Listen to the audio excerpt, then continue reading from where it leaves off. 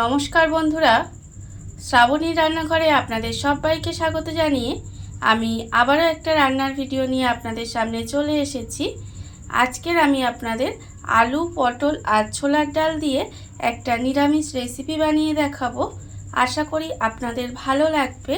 তার জন্য কিন্তু আমার পুরো ভিডিওটা আপনাদের দেখতে হবে। আর দেখা শুরু করার আগে একটা লাইক দেবেন, সুন্দর একটা কমেন্ট করবেন আর শেয়ার করতে ভুলবেন না। তাহলে চলুন আজকের আমি এই আলু, পটল আর ছোলার ডাল দিয়ে কি বানাই সেটা আপনারা একবার দেখে নিন। রান্নাটা করার জন্য প্রথমে আমি এখানে দেখুন ছোলার ডাল নিয়ে নিয়েছি। আর ছোলার ডালটা কিন্তু এখানে 5 থেকে 6 ঘন্টা মতো একটু ভিজিয়ে রেখেছিলাম। ভিজিয়ে তারপরে আমি জলটা ঝারিয়ে রেখে দিয়েছি। এইবারে আমি দেখুন একটা মিক্সিং জার নিয়ে নিয়েছি।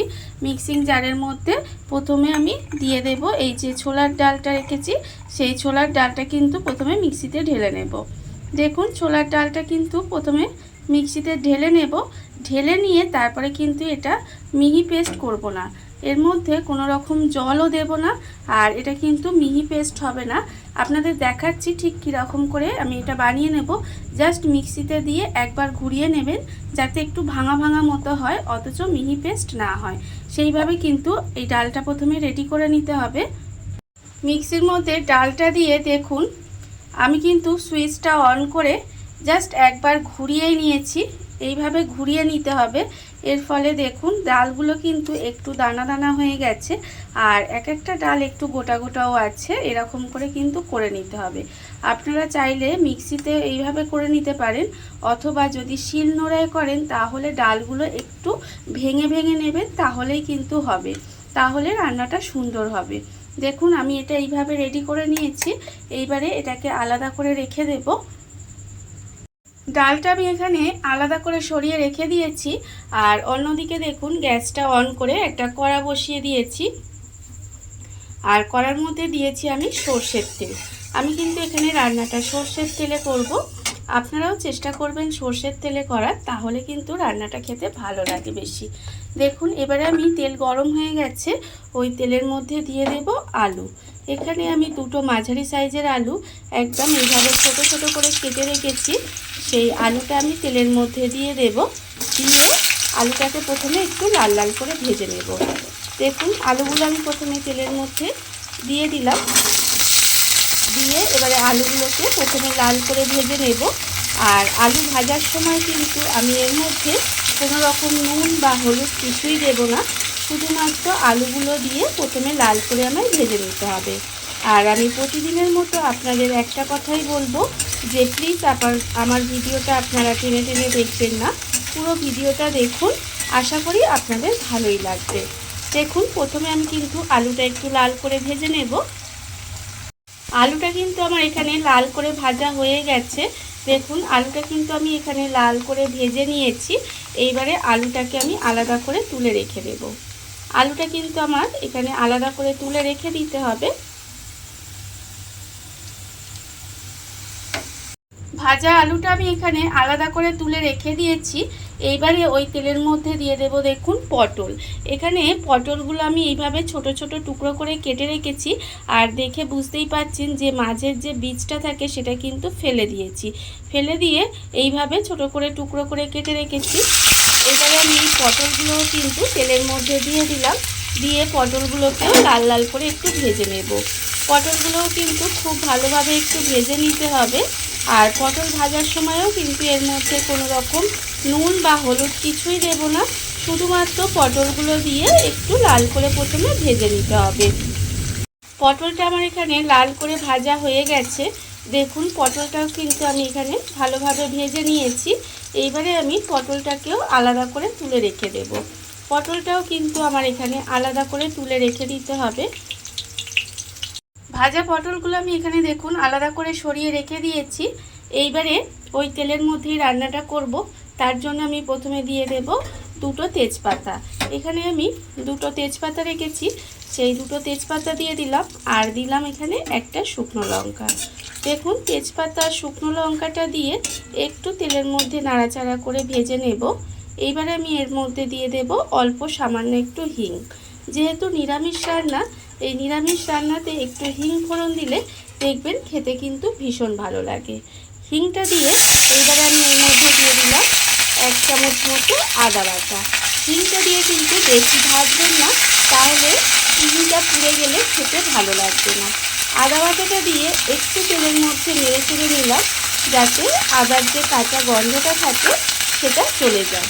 এবারে আমি এর মধ্যে দিয়ে দেবো দেখুন টমেটো কুচি। এখানে ছোট সাইজের একটা টমেটো কুচি করে রেখেছি, সেই টমেটোটা আমি এর মধ্যে দিয়ে দিলাম। দিয়ে এবারে খুব ভালোভাবে একটু নেড়ে চেড়ে এইভাবে একটু রান্না হতে দেবো। টমেটোটা দিয়ে দেখুন আমি এখানে একটু সময় এইভাবে রান্না করে নিয়েছি। এইবারে আমি এর মধ্যে দিয়ে দেবো দেখুন গুঁড়ো মশলা। গুঁড়ো মশলার মধ্যে এখানে রেখেছি আন্দাজ মতো নুন, আর এখানে আমি রেখেছি প্রায় 1/2 চামচের একটু বেশি চিনি রেখেছি। এখানে 1/2 চামচ হলুদ গুঁড়ো, 1/2 চামচ লঙ্কার গুঁড়ো, 1/2 চামচ জিরের গুঁড়ো, 1/2 চামচ ধনের গুঁড়ো, আর এখানে আছে 1/4 চামচ মতো কাশ্মীরি লঙ্কার গুঁড়ো। দেখুন সমস্ত গুঁড়ো মশলাগুলো এখানে দিয়ে দিলাম। এইবার দেবো আমি এখানে অল্প একটু জল। যেহেতু আমি এখানে গুঁড়ো মশলা ব্যবহার করেছি, সেই জন্য একটু জল দিলাম। দিয়ে খুব ভালোভাবে মশলাগুলো কষিয়ে নিতে হবে। জলটা আমি যদি না দিতাম তাহলে মশলাটা পুড়ে যেত, তখন কিন্তু রান্নাটা মোটেও খেতে ভালো লাগতো না।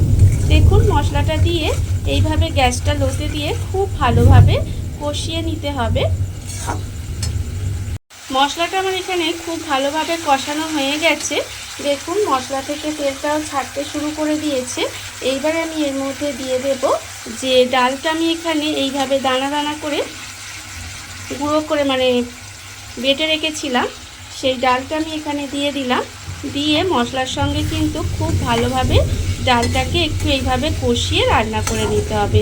দেখুন এই মশলার সঙ্গে ডালটা কিন্তু এইভাবে কষিয়ে একটু সময় ভাজা ভাজা করে নেব।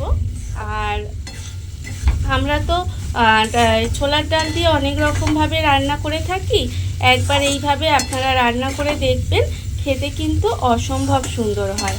আর একই রকমভাবে কেন রান্না করে খাবেন বলুন? আপনাদের বন্ধু শ্রাবণী আছে, আপনাদের এই একই রকম রান্নাকে একটু অন্যরকমভাবে একটু নতুনভাবে আপনাদের সামনে পরিবেশন করবে। আর আপনারা সেইভাবে রান্নাটা করবেন, দেখবেন খেতে কিন্তু অসম্ভব সুন্দর হয়। আর একটু নতুনভাবে রান্না করে পরিবারের সবাইকে দিলে দেখবেন তারাও কিন্তু ভীষণ খুশি হয়। দেখুন এবার কিন্তু আমি একটু সময় নিয়ে এইভাবে ডালটাকে একটু ভাজা ভাজা করে নেব মশলার সঙ্গে। ডালটা আমি এখানে মশলার সঙ্গে খুব ভালোভাবে কষিয়ে দেখুন এইভাবে একটু রান্না করে নিয়েছিলাম। এইবারে আমি এর মধ্যে দিয়ে দেব যে আলুগুলো এখানে ভেজে রেখেছি, সেই আলুগুলো কিন্তু আমি এখানে দিয়ে দিলাম। আলুগুলো দিয়ে আবারও কিন্তু এই ডালের সঙ্গে আলুটা খুব ভালোভাবে মিশিয়ে এইভাবে আরেকটু 5 মিনিট মতো রান্না করে নিতে হবে। আলুটা দিয়েও কিন্তু আমি খুব ভালোভাবে মিশিয়ে 5 মিনিট মতো এইভাবে একটু রান্না করে নিয়েছিলাম। দেখুন এবারে কিন্তু এর মধ্যে দিয়ে দেব জল। এখানে পরিমাণ মতো জল দিয়ে দিতে হবে, আর খুব বেশি জল কিন্তু আমি এখানে দেব না। এইভাবে আলুটা সেদ্ধ হওয়ার মতো আমি জলটা এখানে দিলাম। দেখুন দিয়ে খুব ভালোভাবে মিশিয়ে দেব। আর একটু জল দেব আমি এখানে, কারণ যেহেতু ছোলার ডাল ঘন হয়ে যাবে একটু, সেই জন্য আরেকটু জল দিলাম। দিয়ে এবারে গ্যাসটা লোতে দিয়ে এইভাবে ঢাকা দিয়ে কিছুক্ষণ রান্না হতে দেব, যাতে সমস্ত কিছু আলু আর ডালটা ভালোভাবে সেদ্ধ হয়ে যায়। দেখুন এইভাবে গ্যাসটা লোতে দিয়ে ঢাকা দিয়ে কিছুক্ষণ এইভাবে রান্না করে নেব। গ্যাসটা লোতে দিয়ে ঢাকা দিয়ে দেখুন আমি কিন্তু কিছুক্ষণ এইভাবে রান্না করে নিয়েছিলাম। এর ফলে কিন্তু আলু আর ডালটা খুব ভালোভাবে সেদ্ধ হয়ে গেছে, আপনারা দেখতেই পাচ্ছেন। এইবারে আমি এই সময় এর মধ্যে দিয়ে দেব যে পটলগুলো আমি এখানে ভেজে রেখেছিলাম, সেই পটলগুলো কিন্তু এখানে দিয়ে দিলাম। পটলগুলো কিন্তু প্রথমে দেবেন না, যখন দেখবেন আলুটা আর ডালটা সেদ্ধ হয়ে গেছে তখন কিন্তু পটলগুলো এখানে দিয়ে দিতে হবে। দিয়ে আবারও কিন্তু এইভাবে 10 মিনিট মতো রান্না করে নেব। দেখুন এইভাবে আবারও কিন্তু মিনিট 10 মতো রান্না করে নিতে হবে। পটলটা দিয়ে আমি কিন্তু এখানে প্রায় 10 মিনিট মতো রান্না করে নিয়েছিলাম। দেখুন রান্নাটা কিন্তু আমার এখানে প্রায় হয়েই গেছে। আর এটা কিন্তু আপনারা রুটি, লুচি, পরোটা যে কোনো কিছুর সাথে খেতে পারেন, খেতে কিন্তু অসম্ভব সুন্দর হয়। দেখুন রান্না এখানে প্রায় হয়ে এসেছে। এবারে আমি নামানোর আগে এর মধ্যে দিয়ে দেব অল্প সামান্য একটু গরম মশলার গুঁড়ো দেব। এখানে আমি অল্প একটু গরম মশলার গুঁড়ো দিলাম আর দেব এখানে দুটো পাকা লঙ্কা। দুটো পাকা লঙ্কা আমি এখানে চিড়ে রেখেছি, সেই পাকা লঙ্কাটা আমি এখানে দিয়ে দিলাম। আপনারা চাইলে কিন্তু এর মধ্যে একটু ঘিও দিতে পারেন, আমি এখানে ঘিটা আর দিলাম না।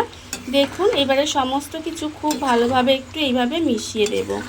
আর এটা কিন্তু রান্নাটা একেবারেই পাতলা পাতলা হয় না, একটু এইভাবে ঘন ঘনই হয়। আর যেটুকু আপনারা এখন একটু পাতলা পাতলা দেখছেন, এটা কিন্তু ঠান্ডা হলে আরও অনেকটা ঘন হয়ে যাবে। আর এরকমই কিন্তু খেতে ভালো লাগে। দেখুন রান্না আমার এখানে একদম রেডি হয়ে গেছে। এবারে গ্যাসটা অফ করে দেব। আর এইভাবে আপনারা একদিন হলেও বাড়িতে বানিয়ে দেখবেন, আশা করি আপনাদের ভালোই লাগবে। দেখুন রান্না আমার এখানে রেডি হয়ে গেছে। এবার আমি গ্যাসটা অফ করে আপনাদের পরিবেশন করে দেখাবো ঠিক রান্নাটা কেমন হলো। দেখুন বন্ধুরা, বাড়িতে থাকা কত অল্প উপকরণে কত অল্প সময় কত সুন্দর একটা আলু পটল আর ছোলার ডালের রেসিপি তৈরি হয়ে গেছে, আপনারা দেখতেই পেলেন। আর এটা কিন্তু খেতে অসম্ভব সুন্দর হয়।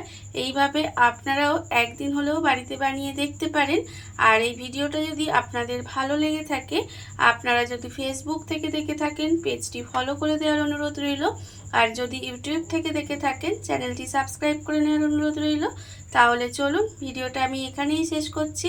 আপনারা সবাই ভালো থাকবেন, সুস্থ থাকবেন। আবারও হাজির হব নতুন কোনো রান্না নিয়ে।